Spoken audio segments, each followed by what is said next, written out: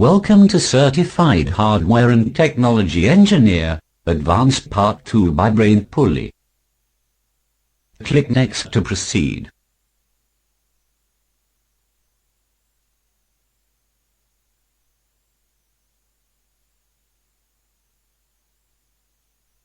In this section you will learn how to start a program, move around in a program, launch help from within an application, halt a frozen program, exit a program, use the task manager, use Notepad, use WordPad, use calculator, use Paint, use a window, use minimize, maximize, and restore.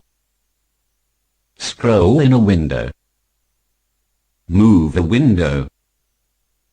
Switch between windows. Resize windows. Open a control panel. Install an application. Uninstall an application. Find an installed application. Now that we have covered the essentials concerning how to interact with your computer, it's time to learn how to use programs. Your operating system provides a platform or environment for programs to run in. Your operating system manages the memory, hard drive, and CPU usage for all programs running to ensure that each program gets their share. In this lesson, we will learn in more detail how to use and interact with application programs on a computer system. Even though we are using Windows Vista in this manual, the applications in this lesson are some of the basic, default programs found in all versions of Windows. There are 3 different ways to start a program in Windows Vista, the most common being the Start menu. Programs are accessible in the left-hand pane of the Start menu. The programs listed in the screen above are programs that have been recently used by you. All other programs are available by clicking All Programs just above the search bar, selecting a folder, and then clicking the program name.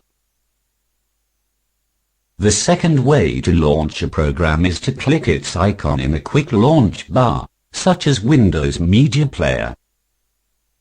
The final way to launch a program, if applicable, is to double-click a shortcut on the desktop, or in a folder, such as this shortcut to Internet Explorer.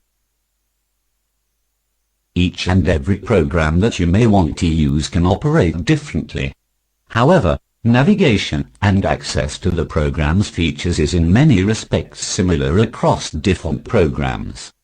For this example, we will often refer to the Microsoft WordPad application.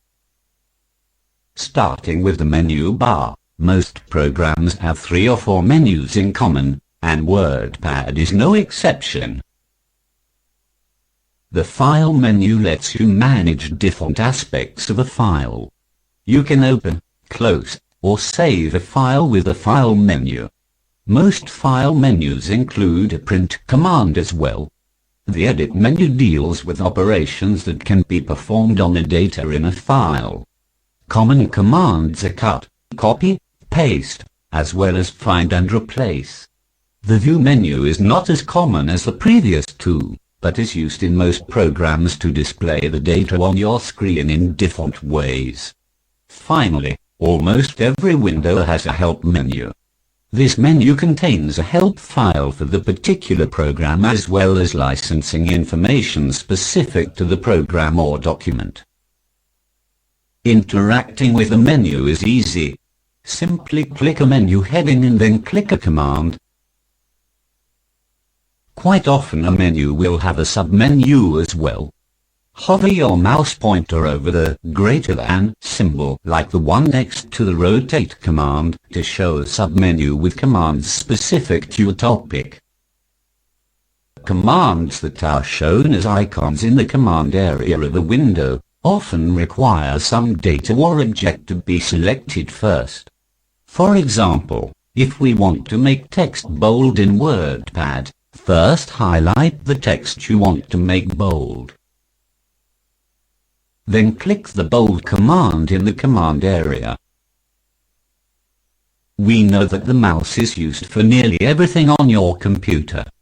However, as you become more comfortable with knowing how different programs behave, you may find yourself using different keyboard shortcuts in order to navigate around a program. For example, you can switch from one text box to another by moving your mouse and then clicking in the next text box. Or, simply press Tab on your keyboard. This will automatically move the cursor from the email address text box to the password text box in the diagram on the previous page. Pressing the Tab key will usually advance through text fields or other commands in the program. Keyboard shortcuts will become second nature to you as you become more familiar with computers. For example, if we look at the File menu of WordPad again, we can see that some commands have a keyboard shortcut beside them.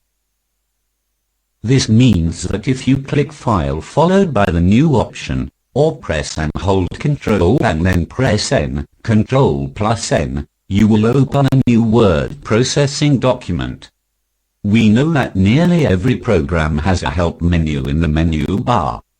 Click the Help menu followed by the View option, or Help followed by Topics to see the help file. Some programs have a small question mark icon which will launch the help file for that application. Most programs employ some form of keyboard shortcut as well. Pressing F1 or Ctrl+H will launch the help file in most applications.